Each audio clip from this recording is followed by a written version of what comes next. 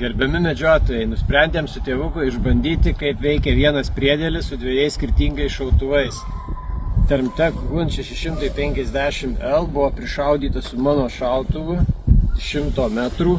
Parinkom kitą žiedą pagal tėvuko optikos diametrą. Nuvažiavom į šaudyklą ir abu buvom labai nustebę ir patenkinti. Nereikėjo daryti jokių korekcijų. Reiškia, kad labai svarbu yra, kad viskas būtų tinkamai parinktas, sumontuota. Uždėjom, padarėm kontrolinį šūvį, pataikėm tiesiai į 10. Čia yra 2 šūviai su 2 skirtingais šautuvais, su 2 skirtingais kalibrais, 2 skirtingais žiedais ir manau, kad medžiokliai tai yra tikrai užtektinas rezultatas. Esam pasiruošę medžioti.